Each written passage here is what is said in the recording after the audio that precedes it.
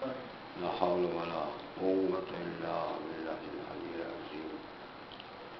أعوذ بالله من الشيطان الرجيم. بسم الله الرحمن الرحيم. الحمد لله الذي دل على وجوب وجوده افتقار الامكنات وعلى علمه وقدرته أحكام المصنوعات الذي لا يبلغ مدحته قائلون ولا يحسن العبد. والصلاة والسلام على سيدنا ونبينا الرسول المسدد والمحمد أحمد القاسم محمد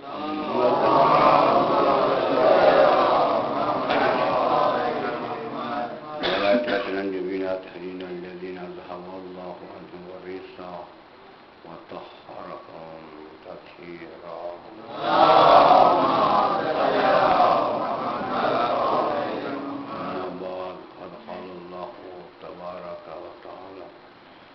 كتابه الكريم وقوله الحق وأصدق القائلين. بسم الله الرحمن الرحيم.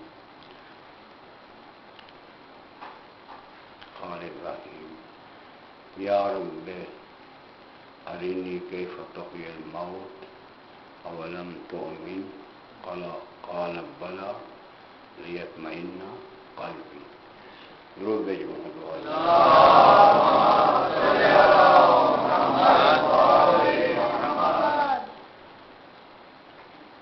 میں تازہ بات نہیں کر رہا ہوں. نقوی صاحب نے جو ایجنڈے آپ کے لیے پیش کیے انہیں سے استفادہ کرتے ہوئے تکرار کرتے ہوئے اپنا وقت سمیٹ لوں گا انشاءاللہ. درود متوال.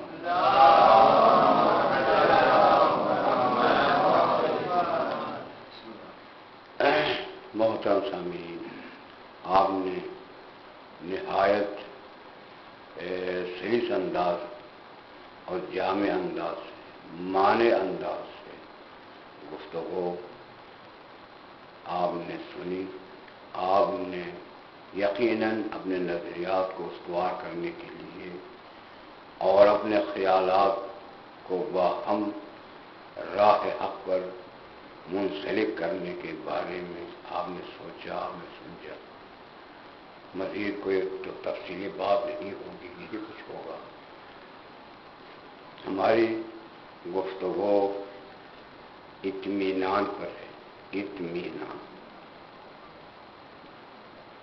اور اس کو ہم اردو میں یہ بھی سکون قلب، سکون قلب، دل کا سکون لینا، آرام لینا، یعنی گرداب میں نہ ہو، تذبذب میں نہ ہو، تردد میں نہ ہو، یکسوئی پیدا ہو جائے نا، اسے کہتے ہیں اطمینان. جب تک تردد ہے، کشمکش ہے، اضطراب ہے، خفقان ہے، اس حال میں انسان پریشان حال ہوتا ہے. اور جب یکسوئی ہو، یکسوئی، تو پھر اطمینان کا پہلو پیدا ہو جاتا. اور حصول اطمینان کے لیے بہترین چیز جس سے اطمینان یکسوئی پیدا ہو سکتی ہے وہ علم ہے.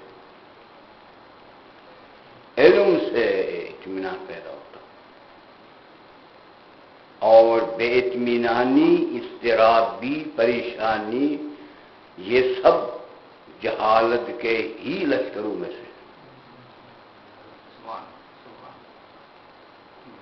انسان جب تک اسی جہالت کے کنارے پہ ہیں، تذبذب بھی ہے، پریشان بھی ہے، اور اسے پشیمانی بھی ہے، پریشانی بھی ہے. دیکھو نا، چیزیں عارض ہوتی ہے عدم علم کی وجہ سے. جب علم ہو تو سکون ہوتا ہے، سکون ہو، سکون علم سے. اس لیے معصوم کا اطلب العلم من المحض اللہ. علم کب کا دامن کبھی نہ چھوڑو. اگر اطمینان چاہتے ہو، سکون چاہتے ہو، تو پھر علم کا تسلسل قائم رکھو، محض سے لے کر لحد تک. یوں جو علم بڑھے گا سکون بڑھے گا. اب آپ دیکھیں نا، ایک مثال میں آپ کو دے رہا ہوں. چونکہ کمال علم کمال سکون، کمال اطمینان، کمال یقین. اسی اطمینان و یقین و کمال علم دنیا کو بتانے کے لیے جملہ فرمایا مولا امیر المومنین صلی اللہ علیہ وسلم.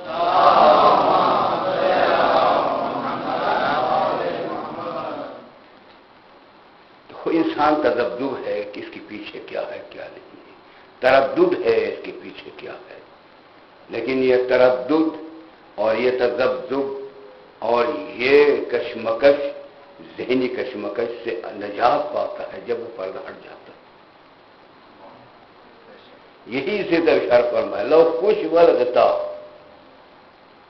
غطا ہے پردے کہتے ہیں. لو کچھ غطا مزدت یقینا، اگر علی کے سامنے سے پردہائے غائب جو ساتھ ہیں ان پردہائے غائب کو غائب کی طاقت سے ہٹا کر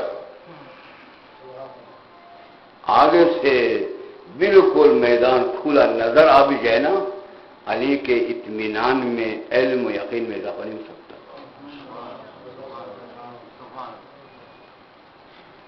یہ صرف یہ نہیں کہ میرے علم میں اضافہ نہیں ہو سکتا. اگر موت کے بارے میں اگر تو یقین مطمئن ہوں نا، موت کے بارے میں دوسروں کے بارے میں کہا چونکہ علم نہیں، یہ اپنے مسکین کہا.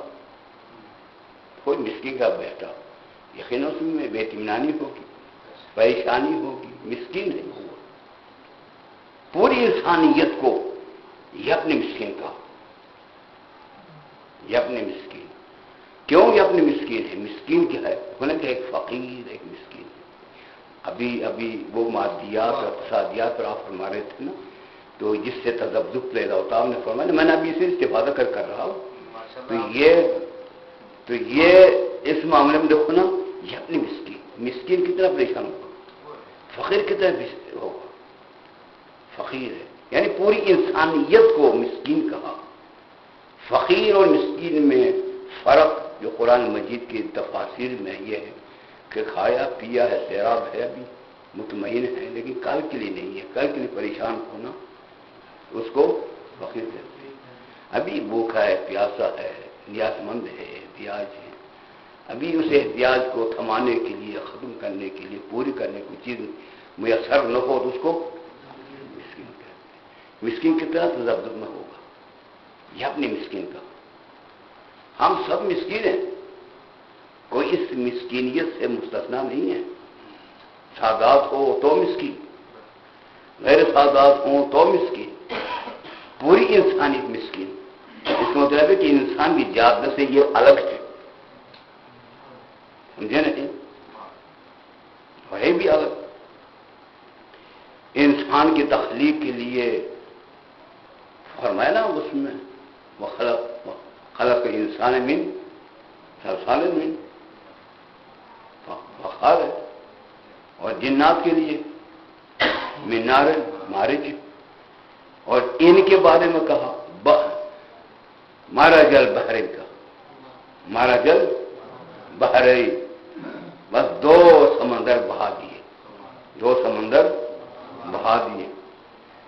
یہ دو سمندر ایسے ہیں تو اس مطلب یہ کہ ان کی تخلیق کا نظام کے لیے مارا جا بہانا، دو سمندروں کو بہا کر انسان کی تخلیق خاک سے، جنات کی تخلیق آگ سے.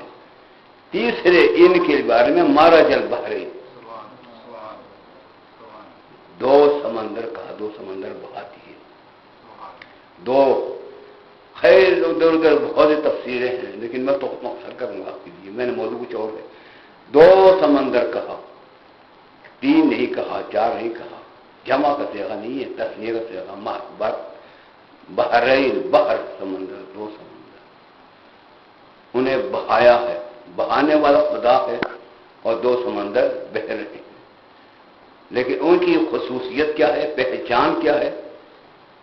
بینہما برزخ، ان کے درمیان حد، بولو بھائی، یہ خطابت نہیں ہے، درس ہے، حد فاصلہ، یعنی بیچ میں فاصلہ،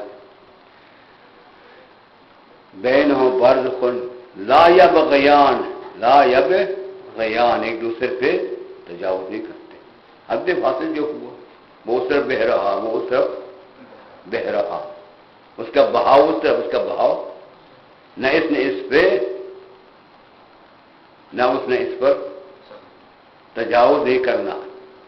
پھر یہ تقیان بھی ہے، دونوں ملتے بھی، توجہ ہے، دونوں، لہذا دو بحر ایسے ہوں کہ ان میں فاصلہ بھی ہو، ایک دوسرے پر تجاوز بھی نہ کر سکے، پھر ملاقات بھی ہو، ایسے دو دریا کائنات میں محسوسات میں سے نہیں، اس لیے تو متضاد ہے، ملتے ہیں تو پھر فاصلہ نہیں، اگر فاصلہ ہے تو پھر ملاقات کا تصور نہیں۔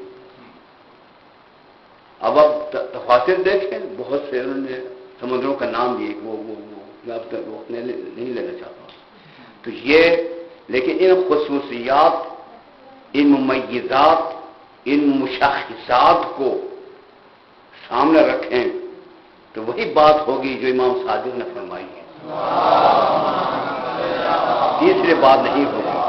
توجہ، آج کیونکہ مینا بزہرا کا گرتا بھی جا رہا، تو یہ دو ہی ہے، آپ نے فرمایا وہ نہیں، ایک دریائے علم ہے اور دوسرا دریائے عصمت ہے، دریائے علم اور دریائے عصمت۔ دریائے علم کا مصداق مولا امیر المومنین علی بن ابی طالب رضی اللہ علیہ، اور دریائے مصداق، دریائے عصمت کا مصداق و فرد خاتون جنت فاطمہ زہرا صلی اللہ علیہ وسلم۔ لہذا یہاں میں اس لیے بات کر رہا تھا کہ اپنی مسکین انسان ہے، عام انسانوں کے بارے میں اس خطاب سے یہ ہستیاں ہی بہت بلند ہیں، اس لیے انہوں نے فرمایا اگر پردہ غیب علی کے سامنے سے ہٹا دیے جائیں تو ایک پر مغز کے برابر بھی اضافہ نہیں ہو سکتا۔ جب اس مقام پر یقین ہو، جزم ہو، عزم ہو، وہاں اضطراب ہوگا، وہاں تذبذب ہوگا، وہاں یقین ہے، جہاں علم سے یقین ہوتا ہے، یقین سے اطمینان ہوتا ہے، اطمینان کے بعد انسان میں یکسوئی پیدا ہوتی ہے، اس یکسوئی کا نام ہے اطمینان۔ اب آپ دیکھو، یہی چیز اس لیے میں آپ بتا دوں، جناب ابراہیم نے اللہ سے یہ کہا نا، پروردگار ان مردوں کو کیوں کر زندہ کرتا، حضرت دکھا دے۔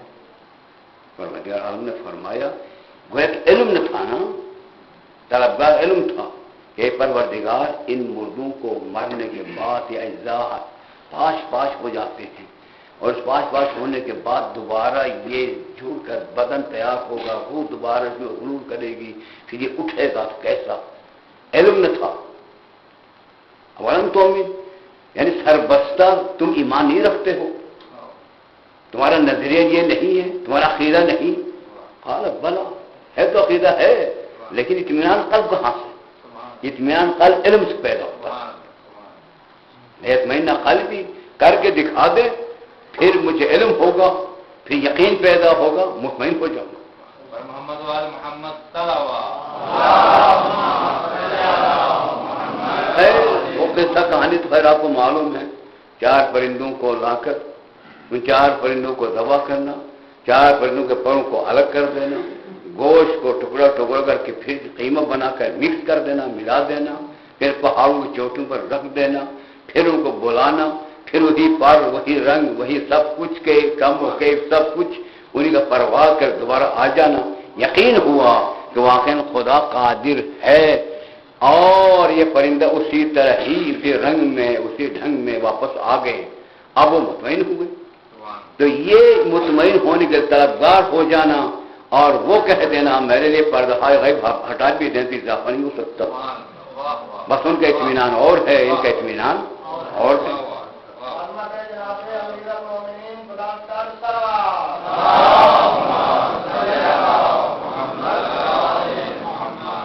نہ فقط یہی سلسلہ، اگر سلسلہ آپ دیکھیں اطمینان، میں نے کہا نا اطمینان کمال علم کا اثر ہے.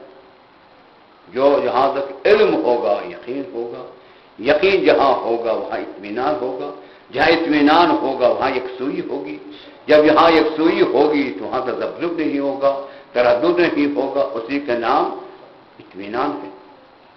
تو اب آپ دیکھیں ایک واقعہ پیش کر رہا ہوں، پھر اس کے بعد آگے. کیا امام زین العابدین سلام اللہ علیہ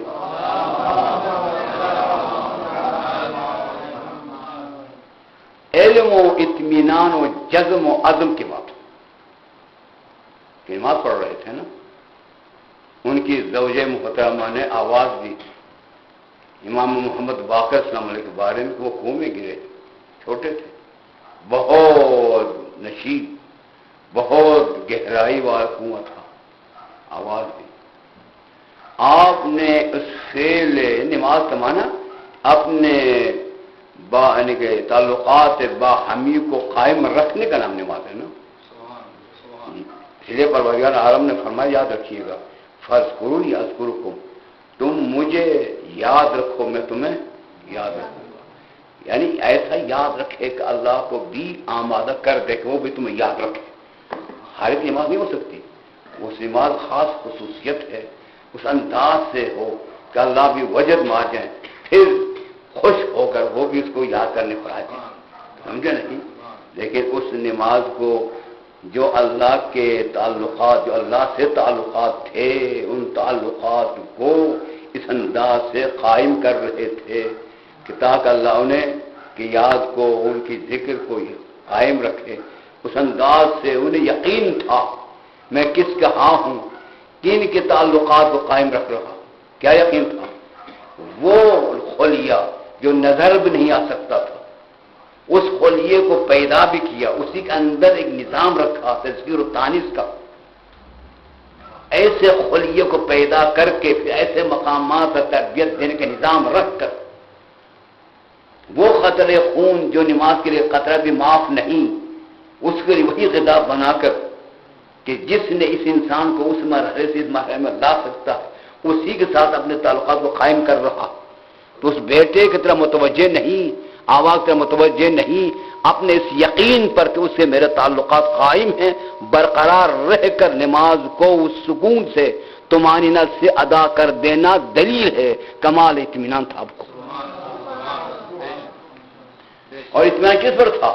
کہ اس خالق کے سامنے ہو کہ جس نے اس کو اس مرحلے سے یہاں لگا کہ یہاں تک اس نے انسان بنایا ہے نا، اس کے ساتھ، اس کے تعلقات کے ساتھ جوڑنے میں، قائم رکھنے میں، ان کے ذکر میں ہوں. جب اسی ذکر میں ہوں تو وہ ذکر جانے، وہ جانے، میں خود مطمئن تھے. لیکن اگر آپ مجھے بتائیے کوئی گھر والی یا کوئی آواز دے کہ بیٹا کنویں میں گرا ہے تو کوئی نماز جاری رکھے گا؟ تذبذب پیدا ہوگا، اطمینان نہیں. لیکن جب یقین ہو کہ میں اس کے سامنے ہوں جس نے عدم سے، قتم عدم سے وجود دے کر انسان بنایا ہے، اسی کی بارگاہ میں ہوں، اسی عزم و یقین کو قائم رکھ کر نماز سے فارغ ہو کر جب واپس آئے نا، آپ نے ہاتھ دیا اور آپ نے اٹھا کر دے دیا. تو پھر آپ نے یہ جملہ فرمائے اے ضعیفۃ الایمان، کہ اگر میں اس سے رخ بدل دیتا، تردد میں آ کر رخ بدل دیتا تو وہ بھی میں طرف سے رخ بدل دیتا، پھر اس کا کیا حشر ہوتا؟ اگر انسان یقین ہو کہ اس رخ میں ہی یکسوئی ہے، اس رخ میں ہی کامیابیوں کی روزی ہے، اس رخ میں ہی سرفرازی و سربلندی ہے، یقین ہو، خدا کی قسم کوئی ادھر توجہ ہی نہیں کرے گا، کیوں یقین نہیں ہے. ہمیں یہ دیتا ہے کہ یہ تو وہ ہے تو وہ ہے. ان تردد و ارتداد اور تذبذب نے، پریشانیوں نے ہمیں منتشر کر دیا ہے. اس لیے مولا امیر المومنین صلی اللہ علیہ فرماتے ہیں، اور یہ بھی یاد رکھیے، یہ تردد اور یہ اضطراب و خواہشات یہ کس سے؟ دو چیزیں ان کے سبب ہے. اگر یہ دو چیزیں نہ ہونا تو کنٹرول ہو، گرفت ہو، اطمینان آ سکتا. ایک خواہشات، ایک طول عمل، لمبائی آرزویں، یہ کریں گے وہ کریں گے. اس لیے مولانا نے فرمایا جو بڑا میں اخاف علیکم اثنین، دو چیزوں کے بارے میں تمہارے بارے میں مجھے خوف ہے کہ وہ دو چیزیں تمہیں اپنے گرفت میں لے لیتی ہیں، تم پر حاوی ہو جاتی ہیں، وہ تمہیں استعمال کرتی ہیں. اتباع الہوی و طول العمل، خواہشات کی پیروی اور لمبی آرزوؤں کی قطار. اگر خواہشات سے ہٹ کر، جس کا بھی نقل صاحب فرما رہے تھے نا، میرے پروردگار ہے جو مقدر فرمائی ہے وہ چیز مل ہی جائے گی. اس لیے کہ لا مغلق لما فتحت، کوئی بند کرنے والا، دروازہ بند کرنے والا نہیں جب وہ کھول دے. ولا فاتح لما غلقت، اے خالی تم بند کر دو، کوئی کھول نہیں سکتا.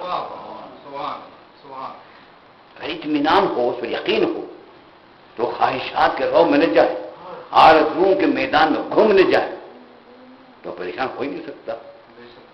لیکن چونکہ یقین نہیں، علم نہیں، جزم نہیں، اس لیے پریشانی لاحق ہو جاتی ہے، اطمینان سلب ہو جاتا ہے، اور جس وجہ وہ فکر مند ہو جاتا ہے. بات کہتے ہیں دیکھو فکر خون پی جاتی ہے. یہی فکر، یہی سوچ ہے کیا؟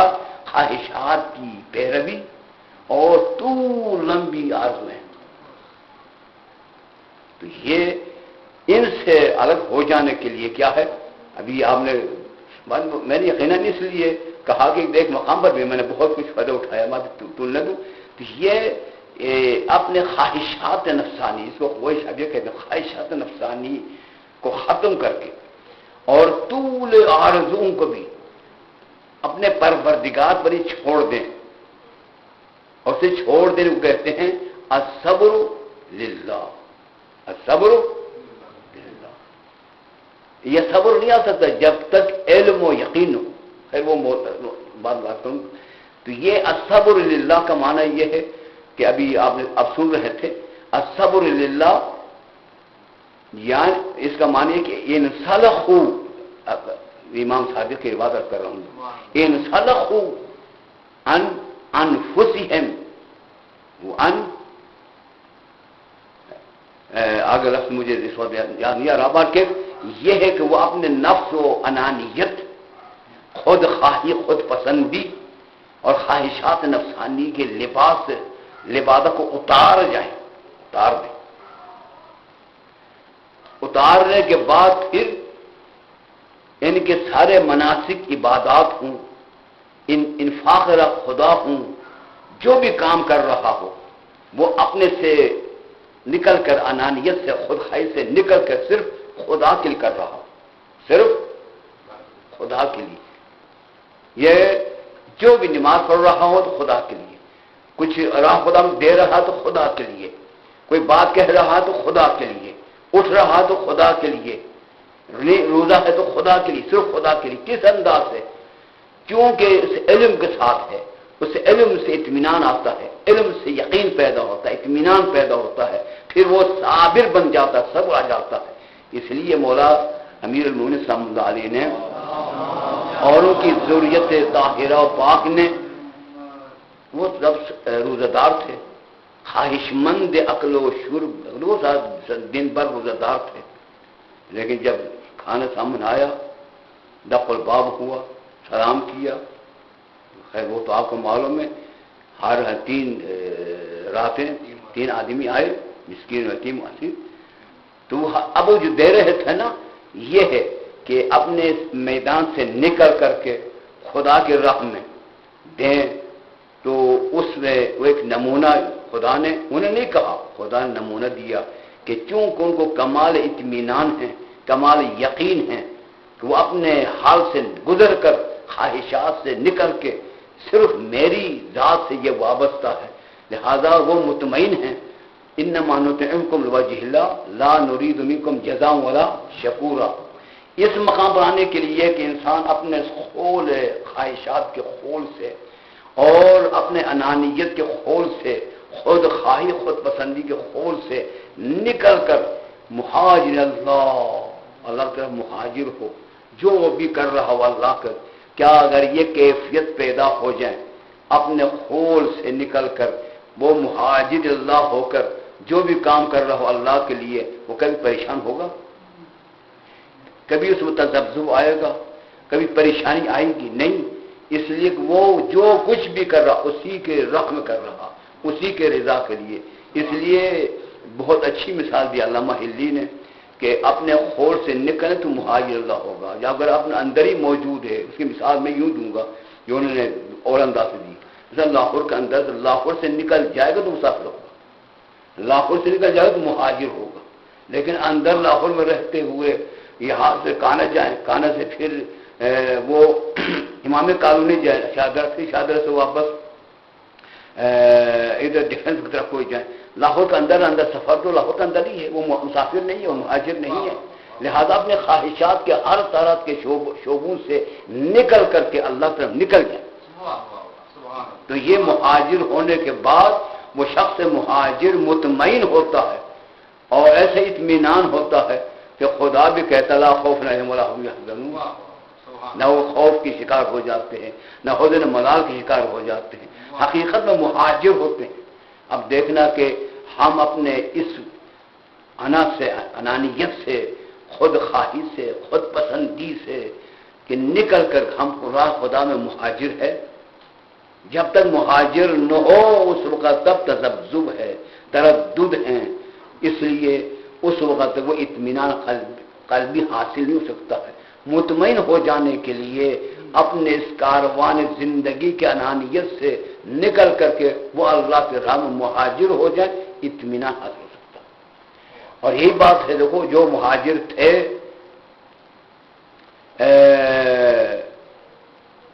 یعنی واقعی کروا لیجئے، مہاجر تھے، یعنی سب کچھ چھوڑ کر، ماں باپ کو چھوڑ کر، عزیز و اقارب کو چھوڑ کر، جو سید و شہداء کے ساتھ شریک ہو چکے تھے وہ مہاجر اللہ تھے، اور ان کو تردد ختم ہو چکا تھا، ان میں تذبذب ختم ہو چکا تھا، پریشانی نہیں تھی، یکسوئی سے انہیں یقین تھا کہ ہم اسی راہ پر ہی کامیاب ہیں بس۔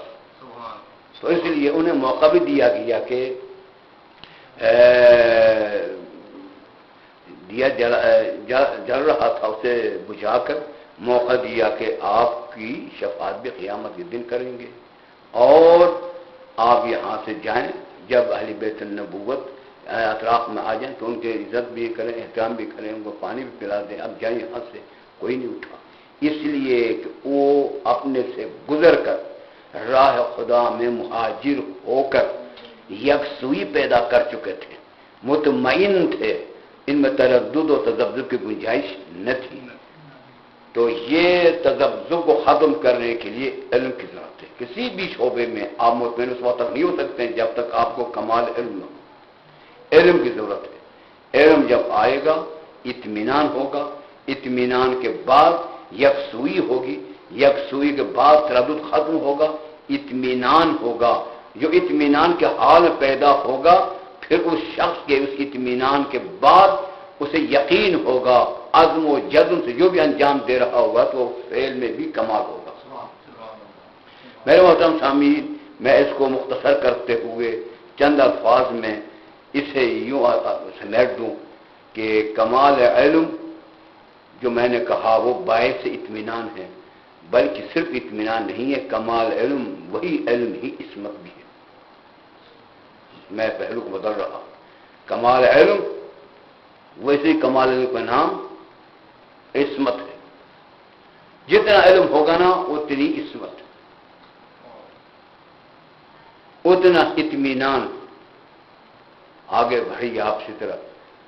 تو آپ کیا خیال کرتے ہیں کہ جو شخص یہ معصوم ہیں، عصمت کا کیا تصور ہے ہمارا؟ کمال علم سے معرفت حاصل ہوتی ہے، معرفت کے بعد اس معرفت سے کمال رغبت پیدا ہوتی ہے یا کمال نفرت پیدا ہوتی ہے۔ تو گویا کہ علم سے معرفت پیدا ہوئی، معرفت سے یا کمال نفرت یا کمال رغبت، بس کمال رغبت اور کمال نفرت کو ملا دو اور ان کا مرکز علم سامنے رکھیں، اسی کے نام عصمت ہے، اسی کے نام اطمینان ہے۔ اب آپ دیکھ لیجئے، مثال دے رہا، مثال طور پر کہ اگر چائے آ جائے، چائے، اس چائے میں کوئی جانور، مکھی ہی صحیح، مر گئی، پرواز کرتے ہوئے وہ گری مر گئی، تو چائے سے نفرت ہوتی ہے نا، یا نہیں ہوگی؟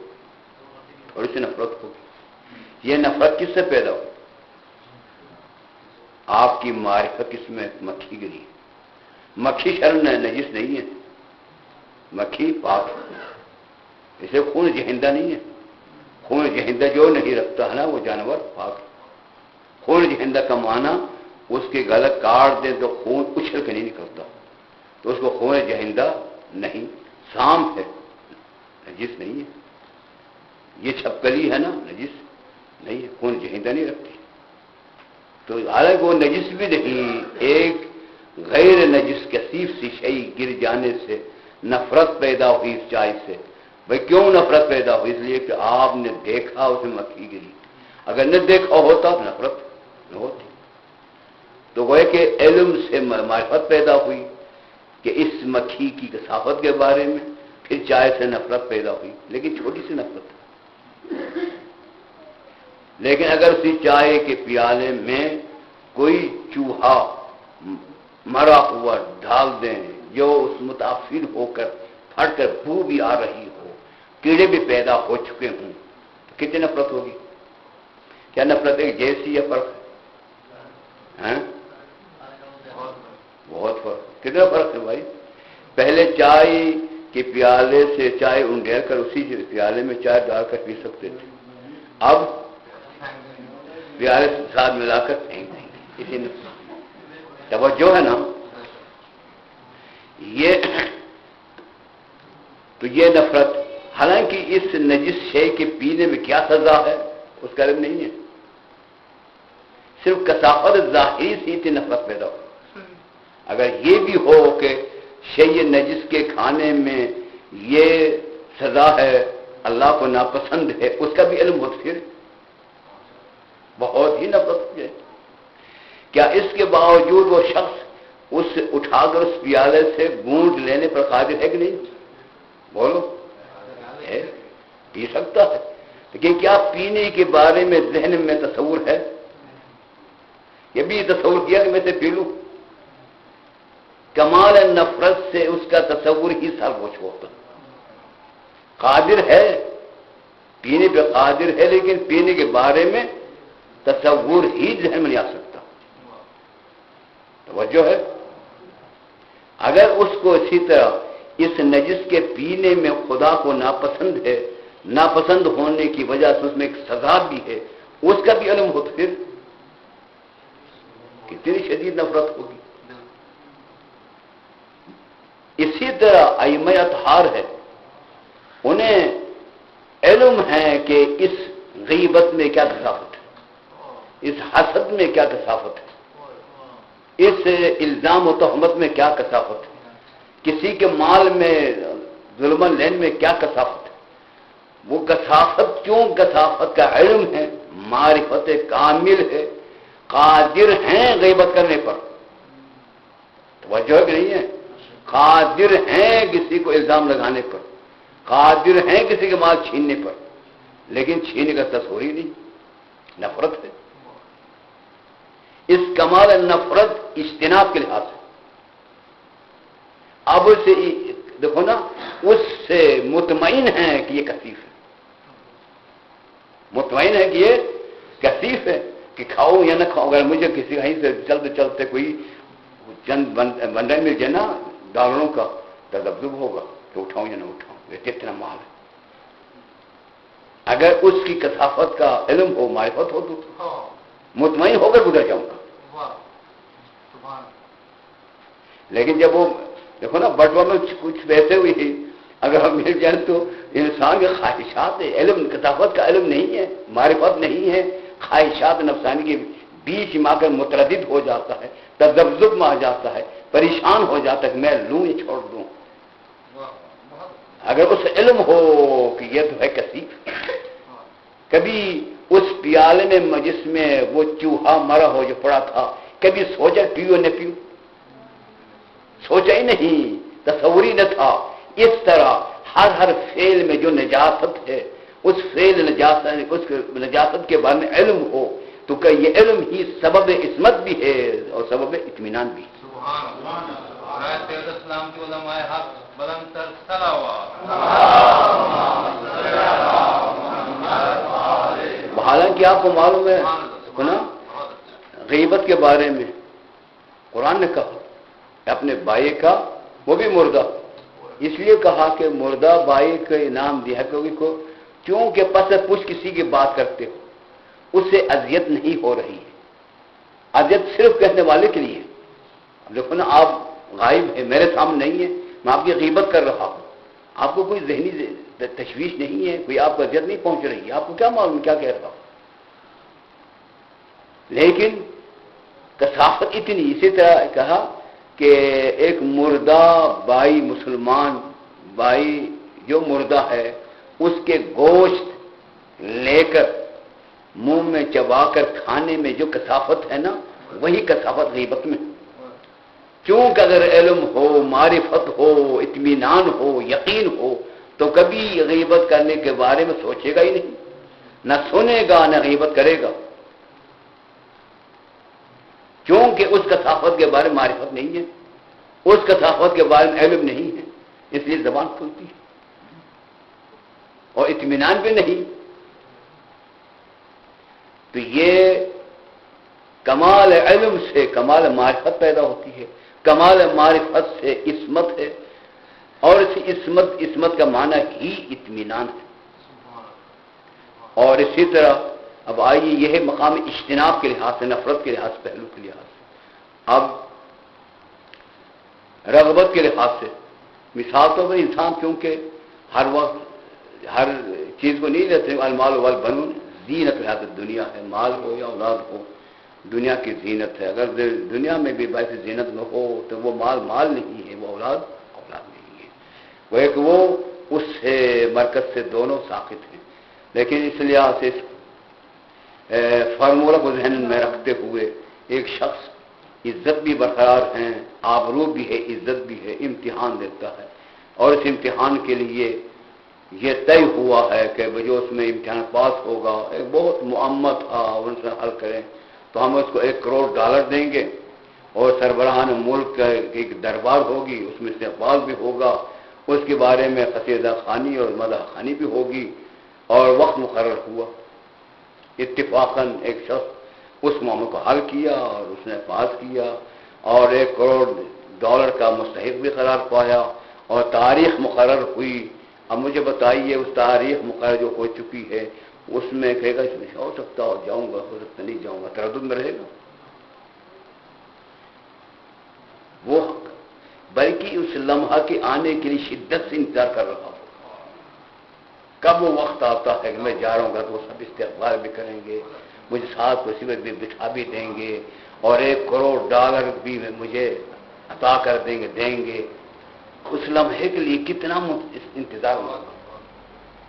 انتظار ہے شدت سے، لیکن جانے آنے میں تردد نہیں ہے، یکسوئی سے انتظار کر رہا، اطمینان سے انتظار کر رہا کہ عزت کی بات ہے۔ اور واقعی اب دیکھو نا وہاں پہنچے $1 کروڑ بھی مل جائیں، پھر اس کی عزت بھی ہو، پھر وہاں والے اس کے بارے میں کوئی تعریف کے بارے میں کوئی جملات بھی کہے جائیں تو کتنی بڑی بات ہے۔ تو حالانکہ یہ مادی شئی ہے، مادیات ہو سکتا وہ اس وقت ہی وہ بیچارہ ان پیسوں کو دے کر خوشی میں اگر ہاتھ پر مر گئے، یہ بھی امکان ہے، اور ہو سکتا وہ لے کر آ رہا تھا، علم ہوا تو جو ہم کہتے ہیں نا قطع الطریق ڈاکے ڈالنے والے پہنچے وہ صرف چھین لے، یہ بھی امکان ہے۔ اور لابی گھربی پہ پہنچ جائیں، کتنے شریک ہوں گے اس کے ساتھ، دو صحابہ، کوئی نہ کوئی کسی کے ختم ہو جائے گا۔ ایک مادی شے کی خاطر اتنے یکسوئی سے شدت سے انتظار کر رہا، اور وہ بھی جناب مشرف صاحب کے ہاتھ سے جو سربراہ ملک ہے اس کے ہاتھ سے لینا ہے، یہ سب کی بات ہے۔ لیکن اگر علم ہو کہ میں اس عمل کروں کہ میرے پروردگار کی بارگاہ ہوگی، اس بارگاہ میں میں حاضر دوں گا، اور مجھے بہت انبیاء کے ساتھ کرسی پہ بٹھائے جائیں گے، اور جب میرے امام مولا امیر المومنین دیکھ کر خوشحال بھی ہوں گے، اور میں تو ہار شاباش دیں گے، اور اللہ کے ہاتھ سے جو مجھے 1 کروڑ ملے گا کہ وہ چشمے کا بھی تسلسل بڑھتا رہے گا، گھٹے گا ہی نہیں، تو کتنے انتظار کر رہا ہوگا، پھر یک سوئی سے انتظار کر رہا ہوگا، یہی وقت ہے۔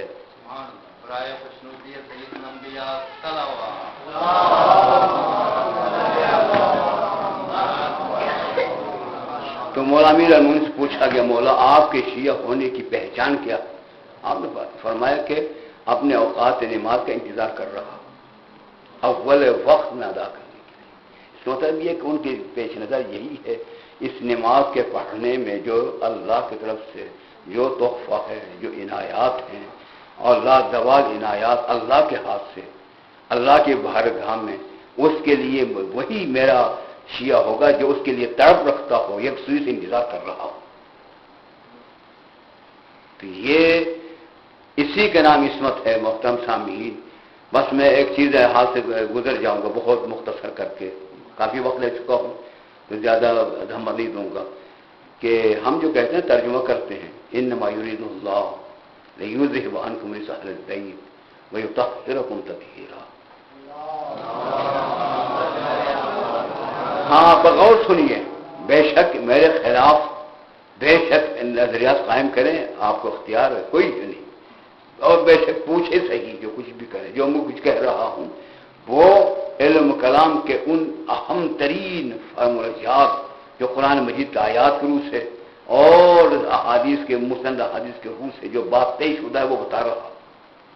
کیا ترجمہ یہ کرتے ہیں نا کہ بس یہی ہے کہ اللہ تعالیٰ نے اے اہل بیت، اللہ نے تم سے ریس کو دور رکھا، توجہ، اور اللہ نے تمہیں پاک رکھا، لیکن پاک رکھنے کا حق توجہ ہے نا، تو کمال اطمینان ہے نا۔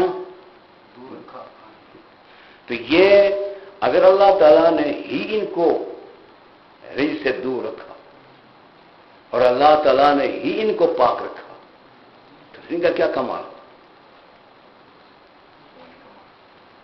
اللہ نے ایسا کیا، بھائی توجہ ہے نا۔ جیسا کب آئے؟ یہ مسافر تھا،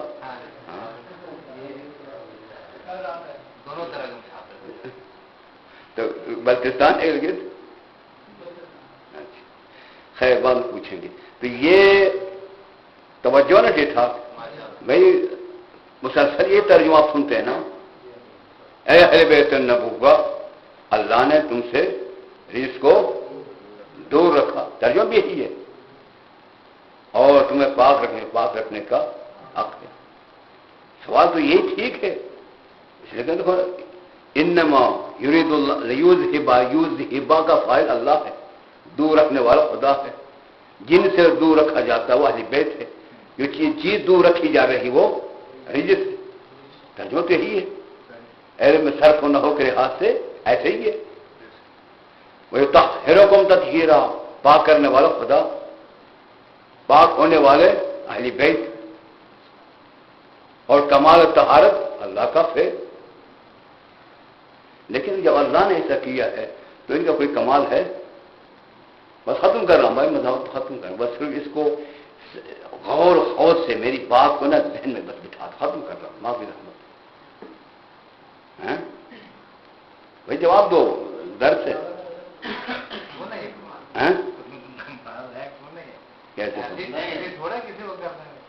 بھائی آپ کو مرد بنایا تو آپ کا کمال ہے، خدا کا کمال ہے۔ کیوں مرد بنایا وہ تو الگ بات ہے، ان کو خاتون بنا دیا اس کا کمال ہے، یعنی کہ میں نے خاتون ہوں، ٹھیک ہے، خاتون اس نے بنایا ہے، مرد اس نے بنایا ہے۔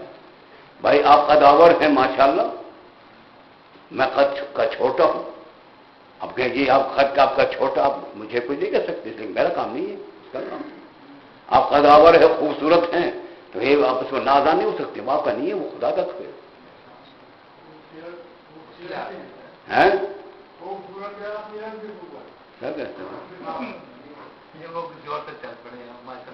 نہیں آپ دیکھو نا توجہ کریں، جو میں کہنا چاہ رہا ہوں، میں نے پروردگار عالم نے 2 آنکھیں دی، میری 2 آنکھیں ہیں، آپ نادان ہو سکتے؟ خدا نے دی، جو خدا نے جس کو جو کمال سے نوازا ہے، بس ختم کرو، ہاں بس اس کے بعد کوئی طول و طویل نہیں ہے، بس غور سے بس آخری مسئلہ ہے۔ کیا یہ ہمارا عقیدہ ہے کہ خدا نے کو پاک رکھا؟ کیا ہمارا یہ عقیدہ ہے کہ خدا نے ہی ان سے دور رکھا؟ نقوی صاحب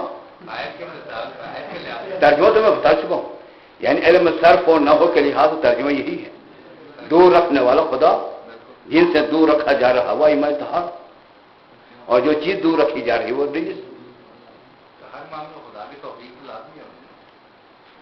تو خدا کر رہا، ہاں مثل کی بات بہت ایک بات ہے، اب خدا ہی کر رہا ہو، صرف خدا ہی کا فعل ہو، براد تکوینی جس کو ہم کہتے ہیں، اگر اللہ تعالیٰ نے براد تکوینی ان سے رزق کو دور رکھا اور انہیں پاک رکھا، اس پاک رکھنے کا حق ہے، وہ اللہ کا فعل ہے، اللہ کا کمال ہے کہ اپنے ایسے بندوں کو ایسا رکھا ہے۔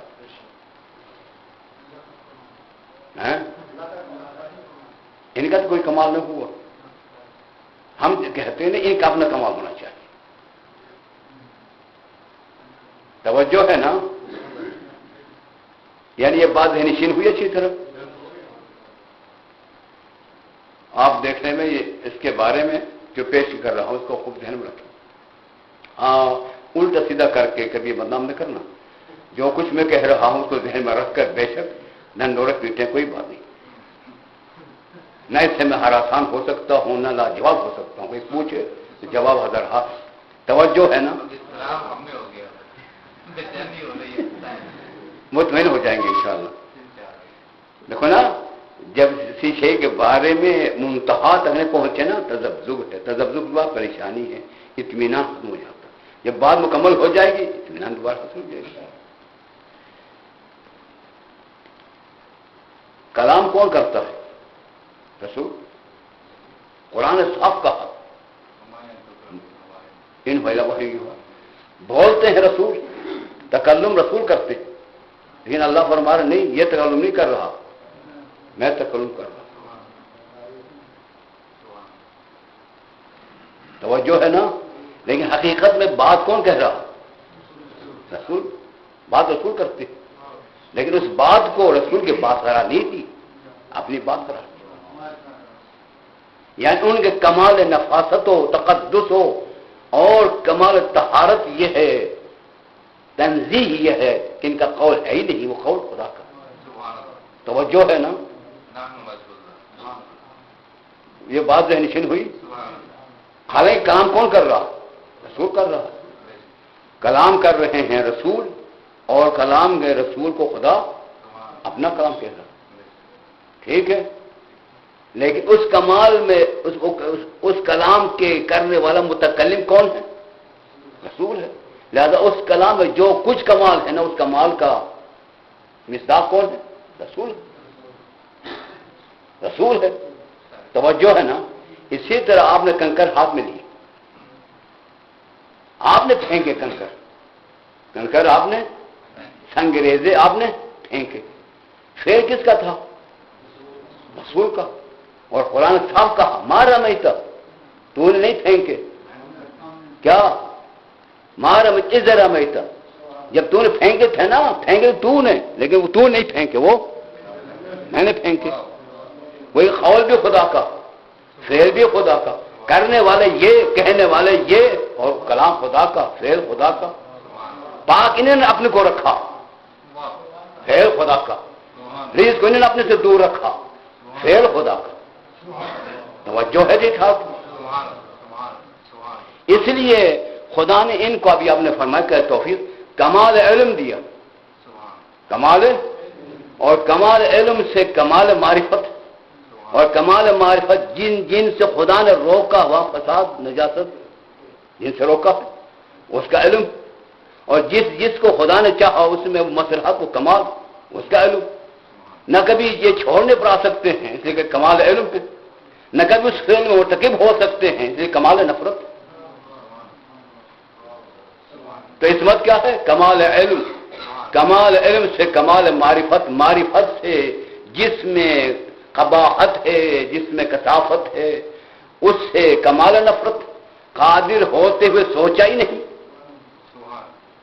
اور جس میں مصلحت ہے، فائدہ ہے، اس فائدے کے بعد ترک کے بارے میں سوچا نہیں، اس لیے نہ ان سے کبھی واجب و مستحب چھوٹ سکتا ہے نہیں تو کوئی ان کے فعل مکروہ ہی سبب ہو سکتا ہے. یہ کیوں ہے؟ کمال علم ہی ہے. کمال علم سے رزق کو انہوں نے دور رکھا, کمال علم سے انہوں نے تحرک حاصل کی. فعل ان کا ہے لیکن نسبت خدا کی طرف ہے.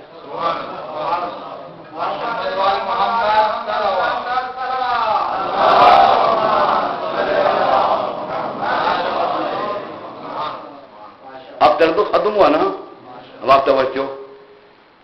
تو یہ ہے اتنے کمال علم, علم ہی حقیقت میں کائنات میں متصرف ہے. علم ہی انسان کو اطمینان دے سکتا ہے, علم ہی انسان کو معصوم بنا سکتا ہے, علم ہی انسان کو پرہیزگار بنا سکتا ہے. انسان کو پرہیزگار بننے میں, متقی بننے میں, مطمئن ہونے کے لیے علم کی ضرورت ہے. اس لیے مسلسل پروردگار عالم کے احکام بھی ہے, ان کا کلام بھی یہی ہے اور ائمہ طہار کا بھی ہے کہ تم علم حاصل کرو محض سے لحظ تک, تاکہ تم معصوم رہو گے اپنے حال میں, عصمت صغرا اور سے کمتر عصمت حاصل کرو گے. اور جن کو خدا نے خود علم دیا نا, دیکھو نا, خود علم دیا کہ علم سے نوازا, ان میں عصمت کبریٰ ہے, وہ عصمت کبریٰ کے مالک ہے. لہذا خدا نے علم دیا, معرفت دی, وہ ہر کام میں مطمئن ہے, ہر کام میں مطمئن ہے. ورنہ اگر اطمینان کے بات نہ ہوتی, توجہ, اطمینان کے بات نہ ہوتی اور اطمینان قلبی کے مالک نہ ہوتے, کیا خیال میدان کربلا میں سید امام زین العابدین کے لیے جینا, زندہ رہنا کوئی آسان ہے؟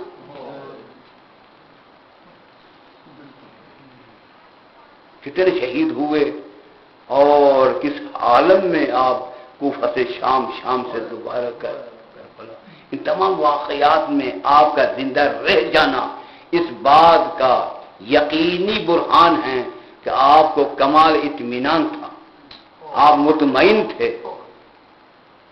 اور یہی جب بھی آپ سے پوچھا گیا نا, جب واپس آپ مدینہ منورہ پہنچے, آپ سے پوچھا گیا محمد حنفیہ نے, آپ نے کہاں کہاں زیادہ مصائب دیکھے, کربلا کا نام ہی نہیں لیا. کہیں ہے تو تاریخ میں کربلا, کربلا نے کہا. توجہ, کربلا کا نام کیوں نہیں لیا؟ اس لیے انہیں اطمینان تھا, یقین تھا کہ یہ کام میرے والد یعنی سید الشہداء نے انجام دینا ہے, اور اسی مقصد کے لیے وہ گئے تھے. ان کا امتحان تھا, وہ امتحان میں کامیاب ہوئے تھے, اس لیے کربلا کا نام ہی نہیں لیا. لیا تو کہاں؟ شام. اس لیے شام میں ناموس کی بات ہے, عزت کی بات ہے. شہید ہو جانا اور چیز ہے, حکم الہی پامال ہوتے ہوئے اور عصمت کے مالکہ اور طہارت کی مالکہ جناب زینب اولیاء اور جناب ام کلثوم ایسے خواتین کے سروں پر چادریں نہ تھیں, بغیر چادروں کا دربار میں جانا, یہ آپ کے ہمیشہ یہ بات ذہن میں رہی اور یہی آپ کو ہمیشہ یہی بات کرتے تھے کہ شام الشام. اور شام کے حالات کے بارے میں امام زین العابدین کے بارے میں لکھا ہے کہ جب بھی آپ کے بارے میں کوئی بات پوچھی گئی, آپ نے کبھی کربلا کا نام ہی نہیں لیا, شام کا نام لیا. اور یہی بات ہے, میں مصائبہ بھی نہیں پڑھ رہا ہوں, یہی بات ہے کہ جب بھی مصائب بیان ہوا کرتے تھے پیغمبر اسلام کے زمانے میں, ائمہ طہار کا زمانہ تھا, تو وہ جناب زینب خاتون کے بارے میں جب بھی ذکر ہوتا تھا, جناب فاطمہ زہرا صلی اللہ علیہ بے چین ہو جاتی تھی. اور آپ دیکھ لیں بہار کی چوتھی جلد میں کہ کربلا کے واقعات کے سننے کے بعد اتنی بے چینی نہیں تھی کہ سید الشہداء 3 دن کے پیاسے ہوں گے, وہ شہید ہوں گے, اور پھر ان کو شہداء کا ذکر ہوتا تھا, لیکن وہ بے چینی تو نہیں ہوتی تھی. لیکن جب خیمے جلائے جائیں گے, چادریں چھینی جائیں گی, جناب زینب اولیاء کا ذکر جب ہوتا تھا, جناب زینب کے فاطمہ زہرا بہت بے چین ہو جاتی تھی.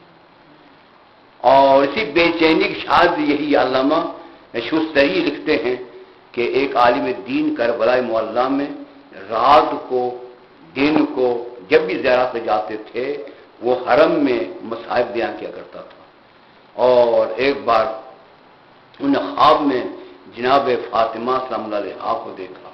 انہوں نے فرمایا شیخ تم مسلسل میرے فرزند کے مصائب بیان کرتے ہو، زائرین آ کر روتے ہیں، اشک بہاتے ہیں، میں تم سے راضی ہوں، لیکن تم نے کبھی ان زائرین کو یہ نہیں بتایا کہ میری بیٹی زینب خاتون مدینہ سے کس طرح آئی تھی، پھر شان کربلا میں لوٹنے کے بعد کوفہ کیسے گئی، کوفہ سے شام اور شام سے دوبارہ مدینہ کیسے آئی، کبھی ان کو بھی سنا دیا کرو. اس مطلب یہ کہ آپ کو زیادہ خلق تھی اس بارے میں جناب زینب خاتون کے بارے میں. میرے محترم سامی یہ کیوں ہے کربلا کے بارے میں اتنا نہیں؟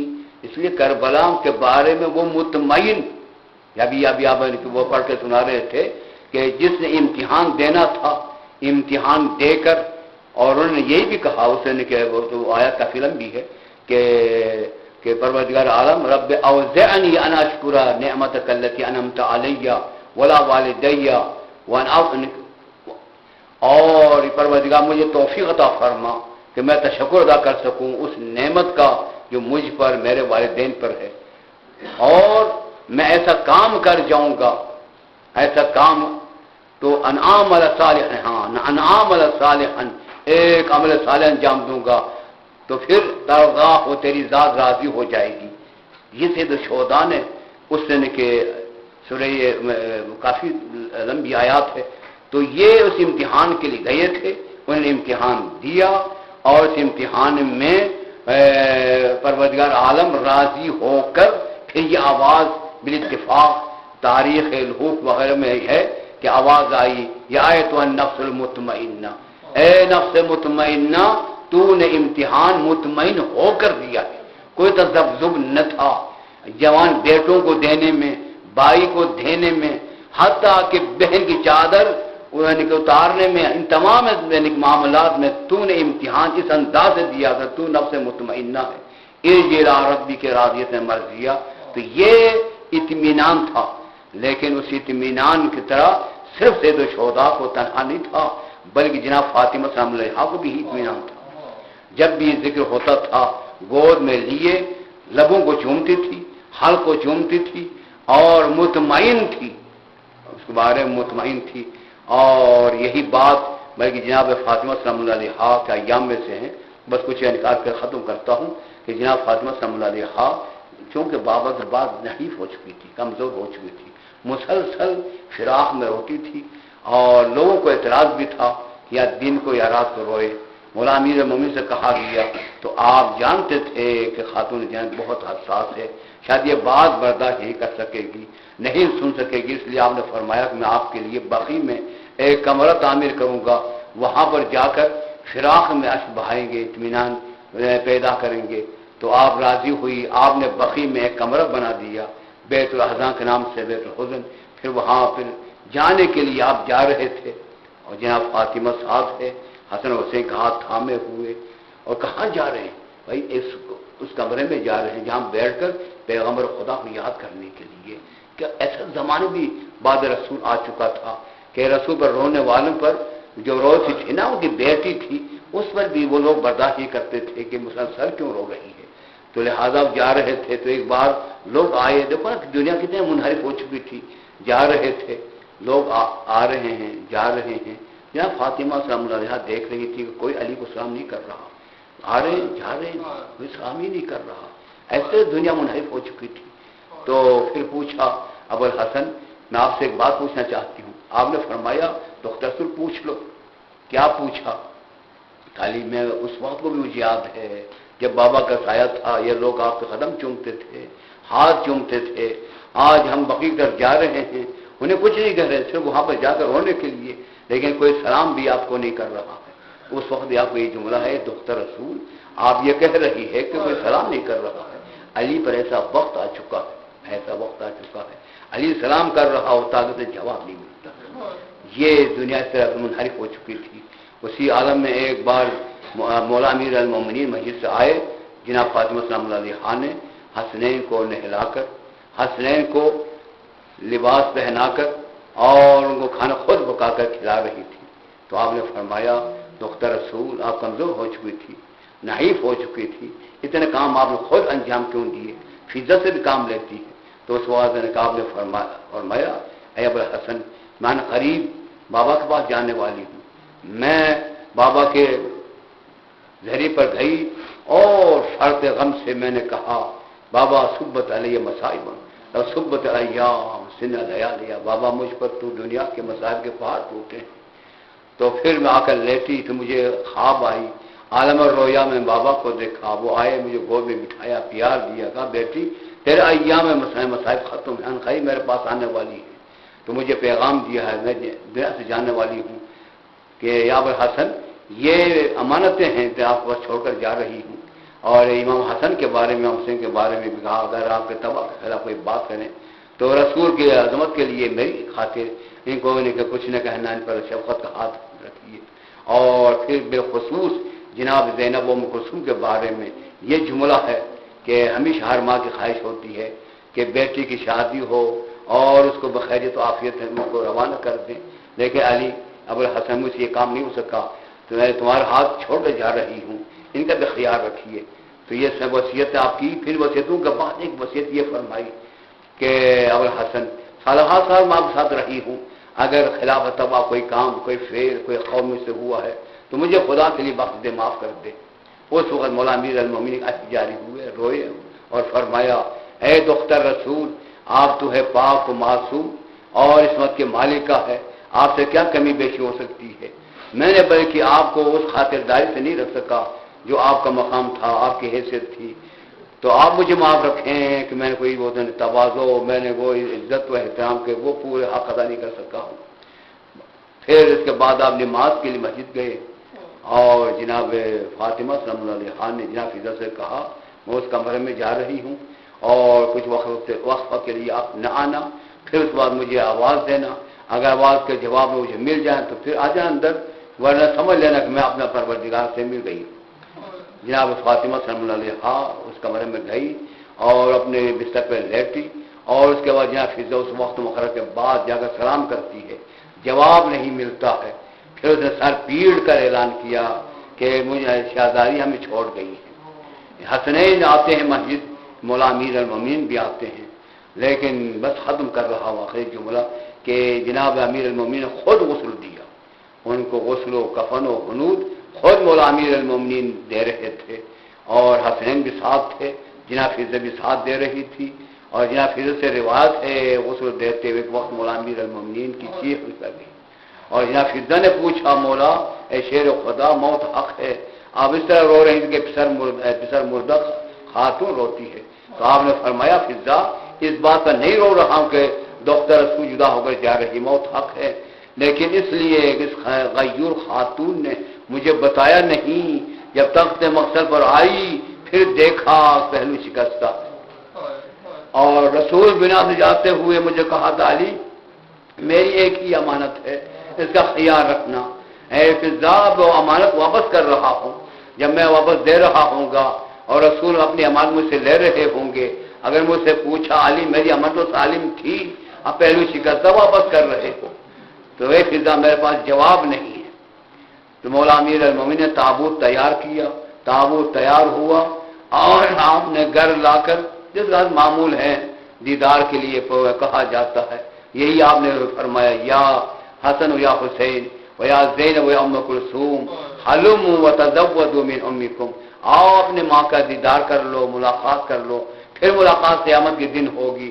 سب آئے لیکن ایک جملہ ہے کہ سید الشہداء گھر کے دیوار کا سہارا لیے کھڑے اچھ بہا رہے ہیں اور تابوت کے قریب نہ آئے نہیں.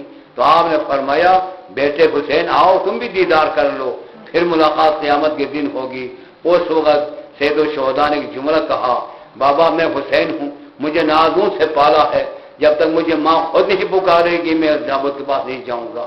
اور جب یہ کہا تو فعنت وحنت ومدت یدا، بندہ کفن ٹوٹا، زہرا کے دونوں ہاتھ بلند ہوئے، پکارا میرے لال آؤ میں پکار رہی ہوں. امام حسین آتے ہیں، سینے سے لگاتی ہے اور ایک گہرام ہوتا ہے، پھر عرش مولا سے آواز آتی علی حسین کو الگ کر دو. انا للہ و انا الیہ راجعون. پروردگار عالم اس قلیل سے قلیل تر عمل کو سامعین و حقیر بھائی میں سے قبول فرما. پروردگار بحق خاتون جنت اس گھر کو اولاد ذکور سے آباد فرما، پروردگار عالم ان کے بزرگان کے سائے کے سروں پر قائم و دائم رکھیے، پروردگار عالم تمام آفات دہر سے محفوظ فرما، بالخصوص جو مومنین یہاں مجلس کے لیے آتے ہیں پروردگار کی ہماری شہریت پوری فرما، خالق بات محمد وال محمد جو ان کے دلوں میں جو آرزوئیں ہیں خواہشات ہے پروردگار نے پوری فرما، اور جو مومن مومنات میں سلیل و بیمار انہیں شفاء کامل و عاجل عطا فرما، جو بے روزگار ہیں پروردگار اس خاتون جنت میں حق کے لیے ان کو وسعت رزق سے نواز دے، پروردگار عالم تیری ذات کے سوا کسی طرف انہیں محتاج نہ فرما، کسی لئیم انسان کو ان قسموں پر مسلط نہ فرما، پروردگار جو مومن مومنات اس دنیا سے جا چکے ہیں ان سب کے بین درجات کو بلند فرما، بالخصوص اس خاندان کے جو مومنین کے ان کے بزرگ جو دنیا سے جا چکے ہیں خواتین ان کے مرد میں سے پروردگار سب کے درجات کو بلند فرما، اور ان بانی مجلس کے گزشتگان اور بالاخص ان کے والدین مرحوم مخلوق کے فاتحہ بسم اللہ، فاتحہ بسم اللہ۔